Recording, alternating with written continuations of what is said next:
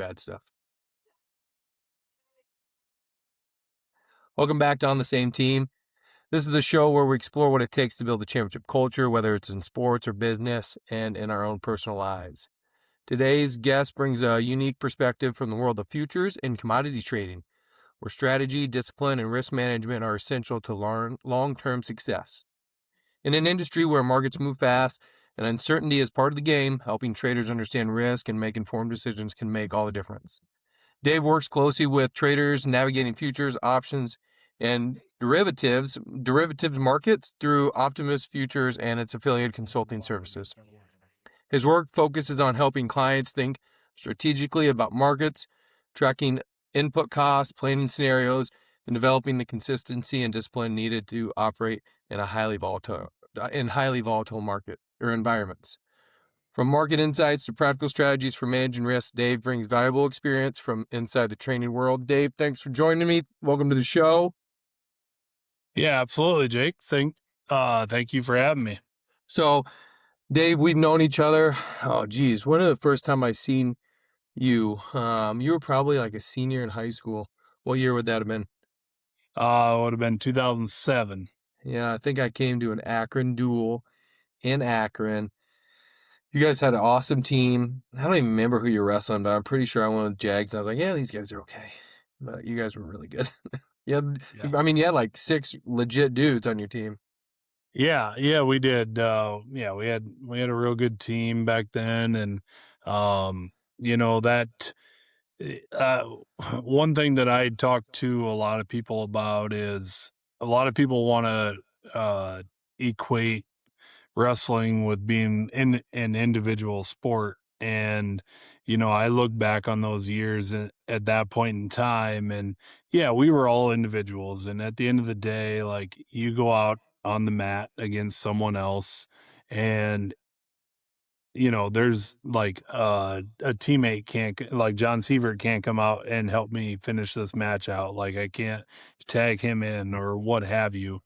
But like, you all prop each other up, and there's days, and I will give basketball credit as well, because basketball and wrestling season, especially in the high school realm, and probably even more so in the college realm, it's such a long season. I mean, if you think about it, it covers 2 holidays. It covers 2 major holidays. It covers Thanksgiving, covers Christmas. If you want to throw New Year's Day in there or New Year's Eve, it's a long season, but you with those people that entire time, and times get tough, and it's not always rosy, but you need to find ways to pick each other up, because you're all there for the greater good. You're all wanting to make each other better. You're all wanting everyone to succeed. Um, so even though you can't, technically assist, I really do feel that wrestling is a team sport, but it's just not showcased with the final product. Yeah. Yeah, one thing, you're talking about that I've never really thought about, but is there another sport where if you have 30 guys on a team, 29 of them are on the side of the mat cheering you on, right? Like Yeah. every other one, like half of them are playing with you, right? So they're not Yep. necessarily yelling, let's go. But in wrestling, it's like you got 29 guys that are all like bought into you getting the job done out there, Yep. which is kind Exactly. of a cool deal. Yeah. Yeah, I've been a part of a few of those where, I mean, everybody was at the edge, Yeah. screaming. And yeah, especially Yeah. And you were that's heavyweight, been, right? yeah, I was heavyweight all 4 years. So people Um, were jacked for your match to either win it or lose it, right? yeah, win or lose. I was actually having this conversation with my wife the other night. I went through, and it still goes on a little bit. I feel like they don't move the starting weight as much as what they did when it was originally introduced, which I feel like Mm-hmm. I was kind of on the forefront of that. But there was times where, yeah, I was either the one that we needed to seal the deal, or I remember a duel in high school that same year where for whatever reason, I was out first, and I wrestled a kid from Woodbury Central that I had beaten numerous times already that year, and got caught, got beat, and it kind of set the tone for the whole duel. And it's wild how that happens, and that goes back to how it really is a team sport, because everyone kind of feeds off of one another. Yeah. And you have a match where you thought was going to go one way and it goes the other way. And then all of a sudden the demeanor changes, and yeah, it, uh, it's wild. And unless you've done it, I know that Gable's gotten a lot of criticism over his comment, once you've wrestled, everything else is easy, or however that goes. Um, but there is a little bit of truth within there, in the fact that unless you've experienced it, unless you've been through it, unless you've been in those duels or been in those situations, like you can't fully put your mind around it. And I'm not saying that, um, you know, watching a basketball game, I'm not saying that I can really grasp my head around, it's there's 30 seconds to go and we're down by 3 and I got the ball in my hands. I can't put my head around that either. Yeah. So I mean, it's really similar, but yeah, everyone does kind of feed off of one another. And I think there's a lot of really good life lessons to be learned in that as well. Yeah. I'm trying to teach my sons, some of those things by keeping them in wrestling, but my oldest is like fully, I'm a basketball player, Dad. So much so I'm taking him to a basketball game. Like that's our trip together. And I'm like, yeah, I mean, I don't really know what's going on out there, Will, but you can tell me and I'll trust you. Like this is the one probably area where I'll say like you know more than me. But yeah, I mean, anything your kids are passionate about, it's easy to be passionate about too. So, we're gonna go to a basketball game together, and I'll have a blast as long as it's with him. But yeah, Yeah, I you'll mean, you'll learn. lessons are I good. mean, I mean, yeah, you'll learn, like you said. I mean, our kids, Your wife was a that basketball star, so yeah, you might end up with that some basketball well, players. yeah, she's definitely the better athlete in our household. And she played basketball at Morningside, was part of the undefeated team that they had, and so on and so forth. And so whatever our kids want to pursue, like, yeah, I'll be all in. Yeah, I would love to see them to wrestle, and or at least give everything a try before yeah, they decide. And it sounds like in your case, Will has kind of decided he wants to play basketball, at least for now, and that might change. yeah. How old is he right now? He's 12, He's so he's got a 12. long, he got a long runway left. And I always tell him like, I'm gonna keep you practicing because you never know, bud. Yeah. And I always tell him like, you're gonna be a big kid too. Like wrestling teams need big kids, right? Like Yeah. the upper weights, like how many heavyweights did you have in your room? Uh, None. Yeah, No. that's what. So I'm You, like, you that's know, it most, gets sparse up there. yeah, it gets pretty sparse. I mean, if you want to look at like my practice partners or whatever, most of them were coaches, and or we had a decent like 89 pounder was the weight back then.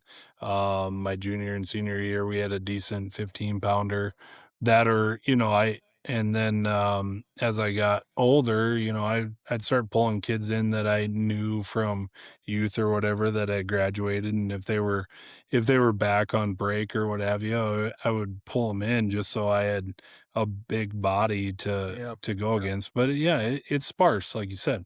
yeah. So that's my dream. I'm like, dude, you could do both. And he's like, you can't do that, Dad. I'm like, just because no one does it doesn't mean you can't, William. And yeah, so we'll see. But I'm like, don't crush your dad's dreams. There's no reason for that, man. Like you can just keep keep letting me believe. There's nothing wrong with that. But yeah. All right. Yeah. So you went to Morningside, and then we connected there too. You played football, um, uh, at Morningside for 4 years, right? Or did you do 5? Did you get an extra Yeah, year? I did 4, just the standard 4. Is They that they standard charge these enough. days? I don't know. They charge enough to go there, so I figured I'd get out of there in 4. But yeah, from there, While I was at Morningside, I had an internship. You know, you talked about how you have some social media interns and try and keep them around when we were talking beforehand. And I had an internship at Security National Bank, great organization within Sioux City. I worked in their wealth management department. I was studying finance. I thought, hey, this is a great fit overall. Really enjoyed what I was doing there. And and then it came to graduation time. They didn't really have any openings at the time. And uh, I'll be honest with you. I mean, I know you talk a lot about marketing and kind of getting yourself out there. I did a terrible job at that. Like I had no idea what I was going to do. I really didn't. Yeah. You know, I kind of scattered some applications around just randomly, like no like pure set direction. And got Sounds a like you phone were call like a one day. male 22-year-old. Yeah. Got let's just say that, my senior year of college, I had a lot my interests were in a lot other places than what my next step was. But, but I got a random call from a company out in, Dubuque, Iowa, Cottingham and Butler. And, it's a great company to work for. And they said they want to interview me. So I drove out to Dubuque. I had my first round of interviews. And then I had to drive back out there, did a second round of interviews. And then they offered me a job. So I had a job. I was going to be selling insurance. Never in my life, like, through my college career and, like, what I had learned, did I think that I would be selling insurance, but, um, that's what they offered me the job for. It was the only offer I had on the table. So, I'm like, "Yeah, we'll go ahead and try it," right? So I worked out there for about 3 years. Great experience. I met a lot of great people, met a lot of really smart people, learned a lot. And one thing that I learned was insurance sales, or at least that line of insurance sales, wasn't for me. It just wasn't for me. What were you selling? Um I was selling commercial lines. So, I worked with small trucking companies. So take Okay. like a Vandercooey Trucking, right? Yep. I would cold call them. I would make 50 to 75 cold calls a day. Mhm. Just random people all over the country. I worked with fleets from that had 5 trucks all the way up to 50 trucks essentially. And I would just call on them. And the thing about it was, you call someone who's running 5 trucks or running 10 trucks or running 15 trucks, they're doing about everything, right? So they get a call from someone wanting to sell them insurance. They're probably not overly interested, right? So yeah, I dealt with a lot of rejection. So, but that, I kind of built on that, and I got a little better by the time that I decided to leave. And then, People's Bank in Sioux Center offered me a job working in their wealth management division. And like I said, that's kind of what I did in college. So I'm like, hey, this is going to be absolutely perfect. This is what I wanted. This is what I kind of been working for. And so I'm like, yep, I'm going to go ahead and try this. At this time I'm 25 years old ish, no family, nothing really going on. So I could take these kind of chances at this point in time in my life. So I did. And, again, People's Bank, great place to work for. Wonderful people that work there and everything. But one thing that's always stuck with me since I was in high school, I have a cousin who I think he lives in Atlanta right now. Um, and he was way up with IBM, and he's been really high up with a lot of different corporations. And one thing that he told me just in passing when he was back one time, and it always stuck with me, is always keep in touch. always keep in touch. So like if I would have met you, Jake, and you and I actually made a real good connection at one point in time in my life, and we would have exchanged numbers, you know, shoot a message every now and again, what have you, because you never know where those connections are going to take you. And um, because of that, my current business partner, um, him and we went to high school together. He went to Morningside also. So I mean, it wasn't like I was really trying to build that connection, but I always kept in touch with him. And he went out, started his own commodity office, and he got to a point where he thought he needed to bring someone else into the fold. He reached out to me because, he knew that I had the farming background like we talked about earlier. And I thought, at this point in time, I'm 26, 27, still no wife, still no family, whatever. I'm like, yeah, this could fall on my face, or I could fall on my face doing this. But I you gotta take a chance, you gotta take a chance because and when I was making the decision actually to kind of bring it back to Morningside, I remember sitting in my first ever Morningside class. I had Kitty Green. I don't know if Oh, you ever had her. she let me Um, sleep through a whole class one time, and she said, "Jake, you look like you had a tough night." I was like, "I did, Kitty. Thanks." but So I know Kitty. But but yeah, I remember sitting there and I had my laptop pulled up. I don't know if everyone got laptops when you started, but we all got laptops. And I remember pulling up laptops, and our class was like 8:30 to 9:15 or whatever the hours were. It doesn't matter. But 8:30 is when the market's open. So I remember like pulling up the CME website and seeing what corn was doing, seeing what soybeans were doing, seeing what cattle were doing. And I was just paying attention to that. And obviously, because I had grown up, working on the farm, and I was always interested in that side of things, like that, I always felt like that's where my true passion was, and like my true drive was.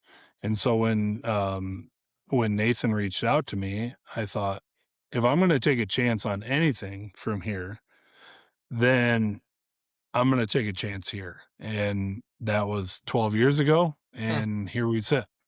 So Dang, 12 years goes fast.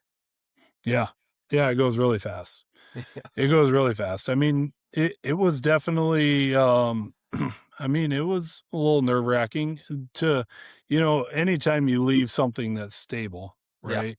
Um, you know, People's Bank was gonna pay me, and they were gonna keep me around forever, or, I think forever. But, um, but anytime you leave something that's stable to something that's a little bit unknown, you kind of worry about it, or you kind of wonder about it. But that's the one thing that I would say.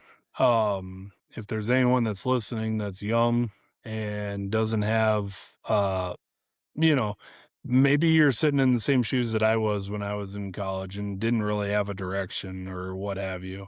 If a door opens, at least explore it, at least look at it and weigh the pros and cons, or evaluate it overall. Yeah. I always, tell my wrestlers, like, like, go for the thing that's gonna, like, teach you the most, right? Because the reality is most of us aren't gonna do the same job from the first graduation until retirement, right? Like, you're gonna do maybe you'll stay in the same industry, right? Maybe you won't industry hop, but you're probably gonna have multiple jobs. And it's like, I think if you can learn a ton in that first job, right, where they're gonna give you a lot of responsibility and you're gonna have to work your butt off and yeah, I mean, like you were doing 50 to 70 cold calls a day, like probably wasn't it fun, but it's like that probably taught you a lot about talking to people and quickly building relationships and having a thick skin, right? And like a ton of super valuable things. And like that's what gets you to that higher level that you want to be. But, I think sometimes guys are like, well, I'm going to go over here because it's just a little safer. I'm like, well, you might not learn as much though. You might not have as much pressure and, like when you can get that crazy extreme experience in a year, you might be able to go get a job that you're like, oh man, that's a dream job. And this really hard year, it's just like, anything. If it's really hard, it's probably going to be good for you. Well, yeah, and off of that, I would say two things, and you and I have talked about this not on the pod, but talked about this privately. You shared a book with me that's called The Edge, I Yeah. believe, right? And I really think about that, and one of my high school wrestling coaches always talked about, get to the edge, and at the time, I never really when you're in high school, you don't fully understand that. But as I've grown and like I've become an adult and I've taken some of these risks, I look at it as if you're doing something and it doesn't make you feel at least a little bit uncomfortable, then you're probably either becoming complacent or you're not doing it right. Yeah. Yeah. I You know, agree. to yeah, to go back to those cold calls that I made. Yeah, it sucked. One that sticks in my mind is I called on a guy in I think he was in New Mexico. So at that point in time in the year, I think they were 2 hours behind me. And he called me, had a real short conversation with him. He said, "Hey, call me back at 6 o'clock my time." I said, "All right, I will call you tomorrow night, 6 o'clock your time." So that would have been 8 o'clock where I was in Dubuque. And so I went home at 5 or shortly after 5, drove back into the office, called him at 8 o'clock that time, and the phone number had been disconnected. So so I'm like, this guy couldn't tell me no. But I don't know if he went to the process of disconnecting the phone number or just left it off the hook. I have no idea. But like I remember things like that. But you still gotta try, because you never know who you're going to meet. One thing that I always talk with my one thing that I talk to my kids about, and my wife always thinks that I'm kind of joking, like through that experience, because I've made so many cold calls and I'm just not afraid of like being told no, is I feel that I personally in my life have never met a stranger, right? And by that I mean someone walks in and I will have a conversation with them.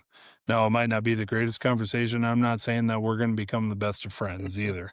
But I I am not afraid to talk to anyone, and I've tried to instill my kids are only 4 and 3, so, like, we got a long ways to go, but I've always, like, tried to instill in them, "Hey, whoever, just talk to them because they might not be interested in what you have to say, and you don't have to talk very long with them, and you can figure that out.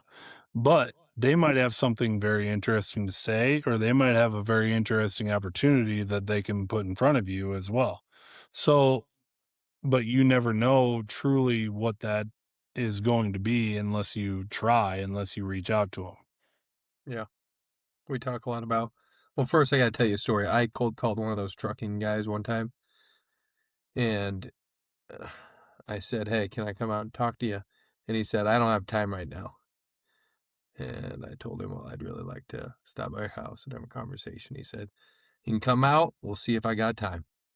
That was my father-in-law, and that was me going out to ask if I could marry his daughter. So I can about imagine what your cold calls were like.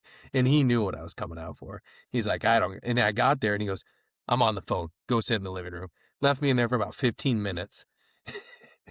So I'm just chilling out there, like, all right, I'm kind of kind of would like to go buy this ring, but you know, yeah. So I can, yeah. Yeah. I don't know if you ever cold called Richard, but I can about imagine what he would have said to No, you. no, I've never cold called him. I've had conversations where he's wanted me to call him, and it takes about 3 different phone calls in order to, get the Get point anything across done. because, yeah, because of the same thing, but yeah, that's Yeah, the way it goes. yeah, yeah. That's funny, but yeah, I mean, we talk about, really a lot of times in life, it's always about who, not how, right? Like, how do I get to X, Y, Z? It might not be the process or it might be the person that you need to connect with that's going to get you to XYZ.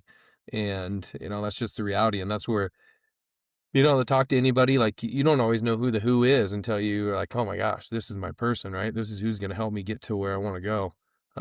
So, being open to that and open to every relationship. And like you said, you're going to filter who you fit with and who you don't. But how are you supposed to do that if you don't ever talk to them? Yeah, exactly. Yep. Yeah, I mean, there's so many different opportunities out there, and there's so many different types of people. And like you said, you're not gonna fit with every person. I've met a lot of people in my life. I've never met someone that, gets along with every person that they've come across. But you don't know unless you talk to them, right? Hmm. And you can You find know, common ground with a lot of people too. yeah. Yeah. Yeah, absolutely you will. Yeah. Absolutely you will. Yeah. So you move from, I mean, you're in insurance. So the insurance company, was that like a brokerage that you worked for? Yeah, that was a brokerage, yep. So Yeah. I don't know, they're definitely in the top 5 in the country right now as far as commercial Size. insurance goes. They've grown exponentially. I still, back to the always stay in touch, I still talk with some guys that I worked with there. Some of them have moved on, some of them haven't. Um as a matter of fact, one guy that I worked with there for a year, he called me out of the blue about a year ago, well, a little over a year ago now, and he called me up. I mean, I chat with him every now and again. It's not like we're the best friends, but he called me and he goes, "Hey, um, you want to go to the Masters on Sunday?" And I said, "Yeah, what's the catch?" And he's like, "Well, there's really no catch." He goes, "My company's paying for the tickets." He goes, "My dad is chartering a jet down there. All you got to do is get to Chicago by this date, and we'll take care of the rest." And I'm like, "Well, yeah, that's a no-brainer." So yeah, I took a jet from, or I flew from Sioux Falls to Chicago. Jumped on a jet down to Augusta. We played a couple real nice golf courses. Went to Augusta on Sunday. Um, had kind of as all access as you can get down there, and then we flew back. So that's just, you never know what doors are going to open up. And just by simply talking to the guy every now and again, it's not like I said, it's not like I talk to him every day, but Yeah. talk to him here, talk to him there. It just opened up a lot of avenues. Yeah. So Yeah. Yeah, it's funny how that works out. It's like, and I see that in my world too. It's like, talk to somebody for a while, then you connect, and then like, hey, you know what? Can you help me with this? This is kind of a problem in my life. Yeah, we can help you with that. Like, that's part of, and that's not necessarily why you're connecting, but that happens so many times, right? And they're like, oh, I kind of forgot that you would be able to help me with this, or yep. yeah, I mean, and just in everything, right? Like, I used to be a wrestling coach. That happens too. I'll connect with somebody and they're like, hey, actually, like my oldest is looking at a college, what do I do in that situation? I'm like, yeah, I mean, we've known each other for 30 years and you wouldn't have asked me if we weren't just chatting about something else. Right. And it's like, oh man, I'd love Yep. to add value for you here and help you out. So anytime you can, yeah, just have conversations, like typically good things happen. You don't always get to go to the Masters on Sunday, but you get Yeah. some other things that'll Yeah. happen. That's obviously an extreme example, but Yeah. yeah. Yeah. So what hole were you on, or did you walk around? Walked around, ended up right, at the very end there, we were kinda right where the drives were landing on 18. So, yeah, we bought some there's chairs that you can buy there, and we ended up buying those and, kinda sat right against the rope, and so we seen, I think the last 5, 6 groups walk by, Who on won that year? Sunday. Uh, Rory. Yeah, it was Oh, just last year. Yep. okay. Yep. So, Yeah, and I then know that guy. yep. Yeah, then we rushed up to the green and, kinda got in on a little bit of the green jacket ceremony. We were a ways back, but then we went back to our house where we were staying and it was a wonderful day. Yeah, pretty cool. It's a great place. Yep. Yeah. I'm not a big golfer, so I'll probably never go, but I do like watching it on Thursday. If you have the opportunity to go, you need to jump on it. That's all I will say. Yeah. That was my second time being there. The first time was in 2019 was the last time I was there. Friend of mine, he got drawn, they have a drawing. He got drawn for tickets. So him and his wife and myself and my wife went. My wife had never really golfed a day in her life, and even she said this place is incredible because Yeah. really you can't put it into words. And like, yeah, you can see all the camera angles, you can watch all the coverage, what have you. But it's just a beautiful place, the landscape, and someone who used to run a mowing business, I mean, you would definitely appreciate it. Yeah. Yeah. I mean, we always try to have nice lines, but, I don't know if we're Augusta good. Yeah. I mean, yeah, I would say you're right. I am kind of like the type of guy that I like big events, right? Like I'd love Yep. to go to the Indianapolis 500. I'd love to go to Augusta. Yeah. My bucket list item is Triple Crown. So I've been to the Derby. I want to go to the Belmont and I want to go to the Preakness. So those are probably the big events on my bucket list. I'm like, I got to get to those, but with 4 kids, that might be in my 50s, and we'll see. Yeah. We'll see. You'll get there. You'll Yeah, get well, there. I'll make it happen. I'm gonna RV it out there. I'm gonna be an RV guy. So, how has like y- that networking, and what else do you do to help grow your customer base? You guys are in Akron.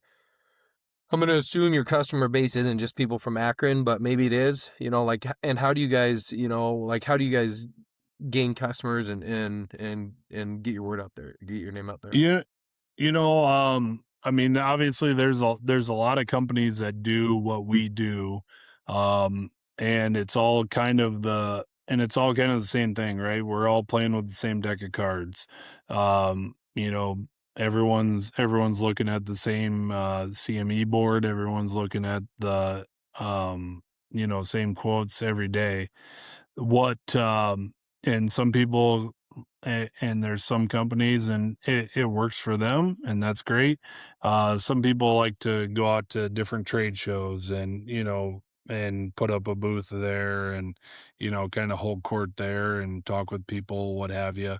um Really hasn't been our cup of tea, not something that we've ever really looked into. And maybe we'll change course a little bit. Like I said, we do a few and we're dipping our toe into a few more of these media type spots and get our name out there a little more via that way. But honestly, our growth has been 100%, I would say 98% at least organic, in the fact that when Nathan kind of started this up, he had a few core customers and we've kind of built off of that. And the way that we built off of that is purely off of service.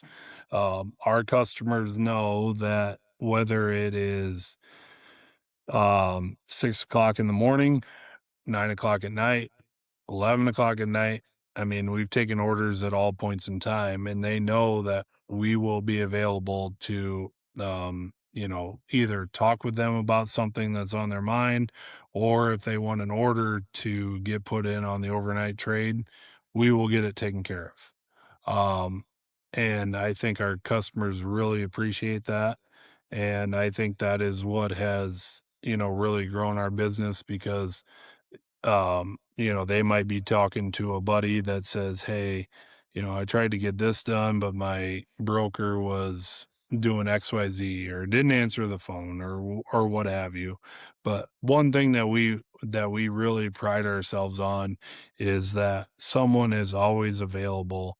Um, it might not be the person that you originally called into, but your phone call is either going to be answered right away or it will be answered in a very timely manner because, if we both happen to be tied up, um, we'll shoot messages back and forth and say, "Hey, did you talk to this person?" "No." "Okay, well, I'll talk to him then."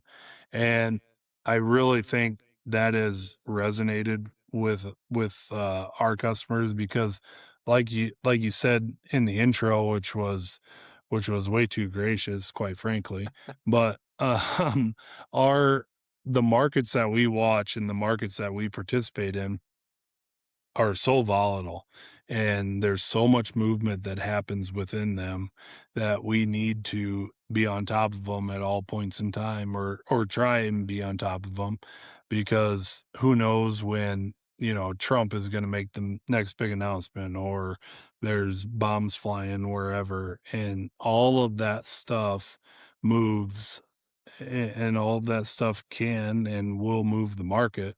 I remember a time, I don't remember what year it was, but I happened to wake up. It was like 3:30 in the morning. I woke up to a message from a customer, and and it was the first time that Trump was president, and we had some tariff or some trade issues going on with China, and the soybeans just fell out of bed, just completely fell out of bed. And I woke up, I looked at my phone, I went and looked at quotes, and I said, I got to get into the office. So I took a quick shower and I drove into the office. But I mean, stuff like that, I think is what has really grown our business now. Um, once we kind of get that under control, and I mean that takes a lot of our day, Yeah. and whether we're in the office or we're not, I mean that takes up a lot of our time. But perhaps down the road as we're looking to or shift gears, we'll look at some other ways, maybe get into some other media avenues. But the biggest thing for us has just been customer service. And I'm sure you can relate to that on the insurance side of things as well. Because, if you can't rely on someone to be there to answer your questions when you have them, then what are you paying them for? Right? Yeah. Is the way that we kind of look at it. Yeah. I definitely would say, one of the biggest, um, one of the biggest things that we hear is like, my agent doesn't ever answer their phone, like that's just the reality of, that happens, right? Like either they've been doing it long enough where they don't care anymore, or they're so busy and they're understaffed. Like, there's a multitude of reasons, but that's a huge reason that people call us is like, my agent never answers the phone. And I always say like that's what we don't want to happen, right? And Yeah. I like monitor our pickup rate, how often we answer the phone when it rings. And I just talk to my staff about like that percentage and where we want to make sure that we don't fall behind. And we get voicemails and we call those back, but like we want to answer the phone. We don't just want to return a voicemail too. Like there's value in answering the phone when it rings and helping somebody when it's on their mind and not calling them back too. And that's what we always talk about too is like solve their problem when they're on the phone. People are in a hurry, but typically you're going to save them time if you can just solve it while they're on the phone. Because callbacks are messy and people get busy, right? And they Yep. can't answer. And then you're like, oh, I got to have this answered before I can, make these changes and stuff. And then it's like the next day. And yeah, I mean, so yeah, 100% agree. Like customer service is key. And yeah, it's a huge part of like, everything. And Um, yeah, we, as an insurance agent, we don't control the rates either. So, I always say, like, that's the one thing we can control. What kind of experience do they have? Rates are going to do what they're going to do, and people might leave because of rate. Well, we don't want them to leave because of customer service. So we just, Yep. put your best foot forward. And typically people call us when they're having a bad day too. So we got to be on top of our game, right? It's like rarely, I don't think I've gotten a call yet to say, "Hey, just want you to let you know my insurance is awesome and I'm grateful for you." Most of the time it's like, Yeah. "I just had the worst day of my life. I need this claim taken care of." It's like, "Hey, that's what we're here for." That's what insurance is for. It's for like your worst day. So we're used to it, Yep. but that's when you got to show up the most too. It's when they're having a bad day. You got to show up, right? And it's probably the same in your situation. When those markets are going south, you better show up and answer your phone, Yep. right? Yep. Exactly. Exactly. Yeah. I know you do some radio spots. I remember seeing you on some guy that dressed like a cow show one time, right? Were you is that out Yeah, in yeah, I've Chicago been or on something? I've been on with his name is Scott Shellady. That's on RFD TV. I've been on with him every now and again. I also do a radio spot with him on Monday mornings. Um, and then every afternoon I'm on KRVN out of they are out of West Point, Nebraska, and kind of back in your old stomping Yeah. grounds A little ish. west of that. Yeah, a little west of that, but, and then I'm also on KTIV every Thursday mornings. So, What time is the KTIV spot? usually I'm on about 5:40. 5:40. What's your sleep Yeah. schedule like, Dave? On those days, I wake up at about 5. I have to be logged in by 5:30, and so I wake up, shower, and go down to my basement and, put those and do that, but I've gotten to know, or I've been doing that for almost 2 years now, and I've gotten to know the anchors a little bit, and my schedule is much better than theirs. I think they told me they shoot to be in there by about 3 o'clock. So, I mean, imagine, I don't know what your wife's morning routine is like, but, That'd be um, tough. yeah, a lot of the lady anchors are saying, we're waking up around midnight, 12:30, and yeah, it's tough to have a life, but at the end of the day, that's back to kind of bring it full circle. They're doing that in hopes of that another door opens for them, right? Yeah. They really are, whether it's with KTIV or whether it's with a different station, they don't want to be doing that forever. Yeah. Um, so that's what they're striving for, and I suppose that at some point in time you get used to it, but Yeah. I don't know when that would be. But Well, I mean, I remember from football days, you guys had some early mornings, and I was never envious of that. That's one thing. Um, Jags rarely had morning practice, and I was grateful. yeah, I'm not. yeah, I don't mind the early morning, but to be up and to have to be on, it's two different things. Yeah, that's a good point. Being up at 5 o'clock and kind of muddling through your morning, that's one thing, but to be up and have to get going, and to put your best foot forward, as you said earlier, that's a little different thing. Little coffee. Yep. A little Yeah. coffee. Yeah. So outside of that, um, still farming in Akron. Yep. Yep.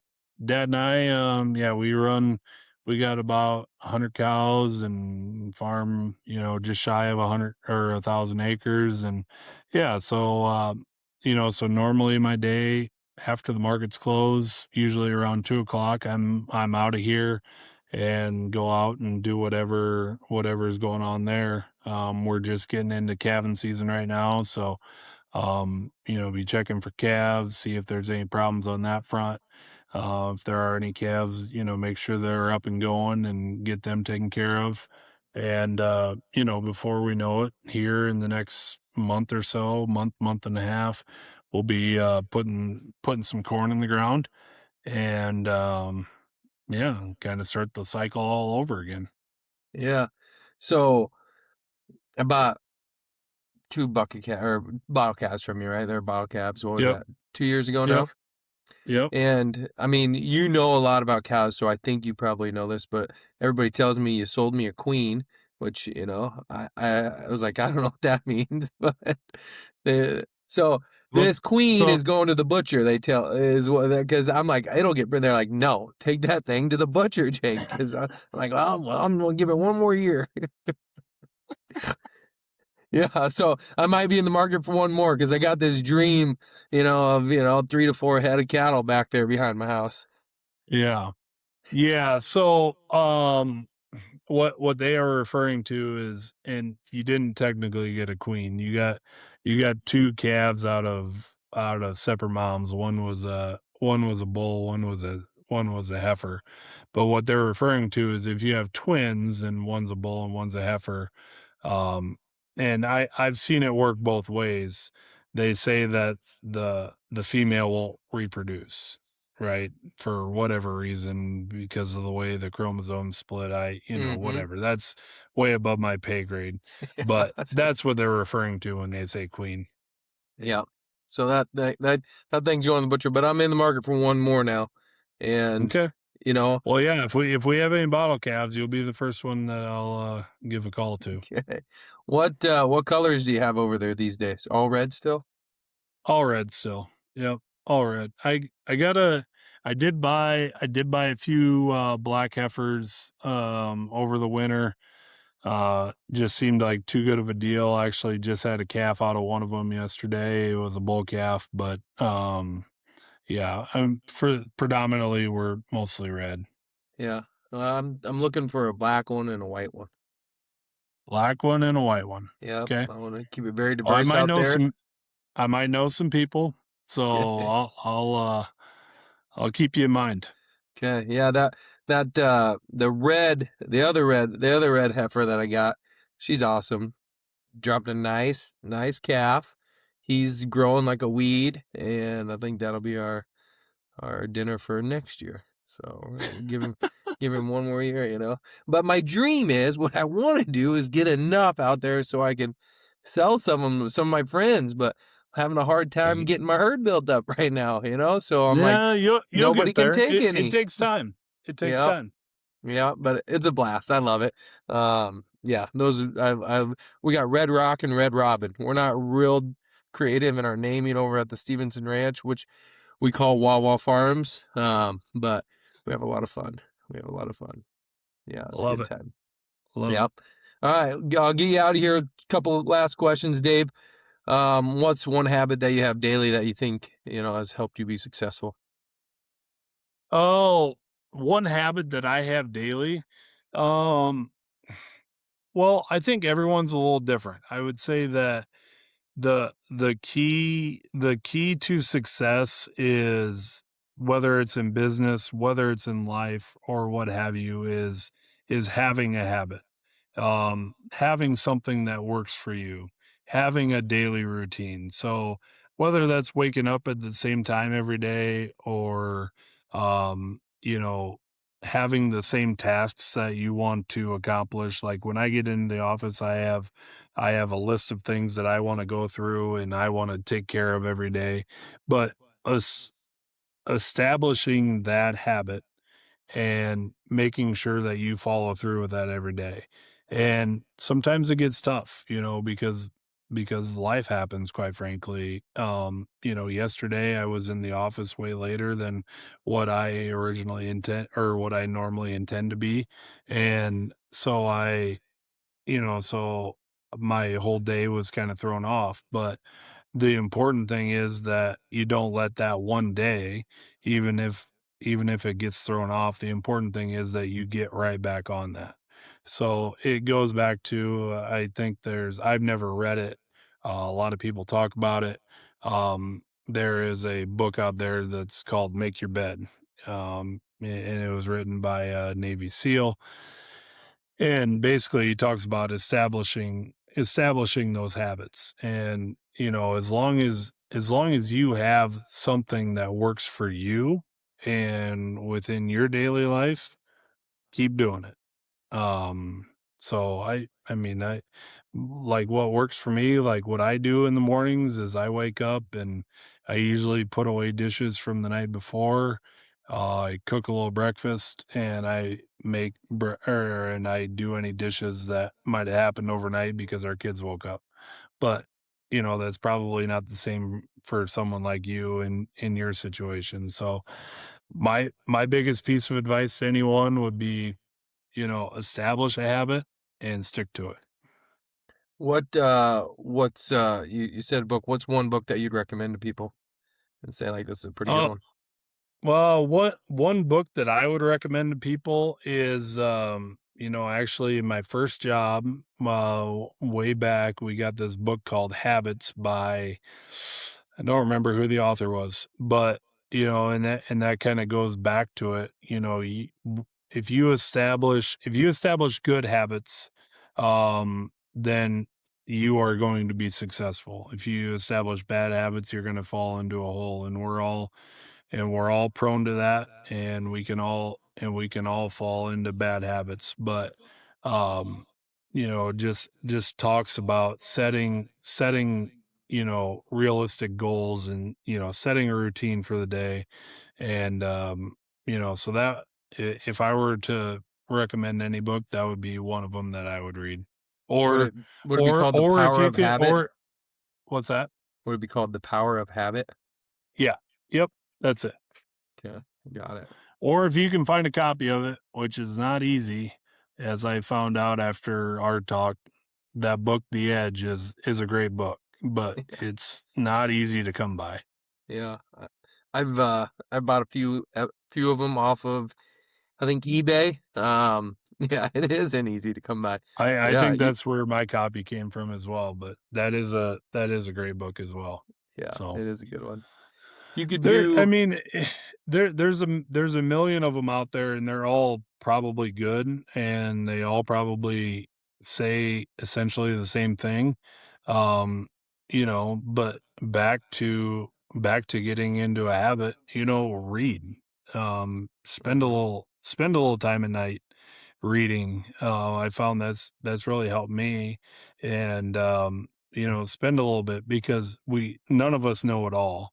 And you read a book here and there, you're not going to learn everything, but you can glean a thing or two, by just reading a little bit every night. mhm, yeah, yeah. I think a friend of mine, Scott Kruger, told me 10 minutes a day. Yeah, You can read 10 minutes a day. And you'll set yourself apart from like 99% of the people in the world. I was like, that doesn't seem very hard. yeah, Um, if doesn't you seem had, like it. yeah, if you had no responsibility, you could do whatever you wanted for a day. What would you spend it doing? No responsibility. um you said you're not much of a big golfer. I would go out and golf. I, Yeah. I would, I would go out and just, I mean, because especially on a really nice day, if it's a really nice summer day, and we don't get a lot of those in the summertime without wind, but if you got a day like that, I would love to just go out, spend the day on the course, couple of buddies, and just kind of bounce around. And the conversations that you have, I mean, between getting caught up with people that you haven't seen in a while, like if you and I have golfed before, but the conversations that you could have about work, about life, and the things that you could glean off of that. And then a little trash talk back and forth a little bit here and there. um that that would honestly be what I would do in a day. Yeah. I mean, I enjoy golfing. But like I think I'm a um maybe like a 6 hole guy. I don't know if Yeah. they have 6 hole courses, but yeah, I mean, I'm just like, yeah, man. When someone's like, "You want to go golf in this golf night?" I'm like, "I don't got 5 hours, damn it!" Yeah. Like, Yeah. and I think they have like even a slogan like "Quick Nine," or don't they have something like that where they're just trying to get people to like spend an Yeah. hour and a half golfing instead of 5 hours? Yeah. Yeah. Yeah, So, I'll wh- maybe. which you which you can realistically do, but Yeah. Yeah, not when you're as It bad as is me. it is a time commitment, and that's why, as life gets busy, Yeah. that's one thing that gets pushed to the back burner. Yeah, So, that's why no responsibilities. Golfing's a good yep, choice, right? Yeah. yep, Maybe I'll start playing like a quick six over at my brother-in-law's. yeah, His yeah, his simulator or whatever he's got going on over y there. yeah, Yeah. yep. I'll tell my wife I'm visiting her family. Can't get in trouble for that, can I? Nope, Just nope, hanging out not with her for a while at family. least. Yeah. Eventually, Yeah. she'll figure it out. Oh yeah. I mean, she'll be onto it. She'll be like, yeah, you're an idiot. So, but hey, it's a good excuse. Yeah. Well, thanks, Dave. I appreciate you.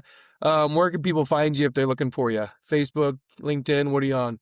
What do you do? Yeah, Cell I'm phone? on Facebook. Yeah, I'm on Facebook. I'm on Twitter, at David B. Erickson. You can find my contact info at agoptimist.com. Other than that, yeah, if you're really interested in reaching out to me, get a hold of Jake. He's got my number.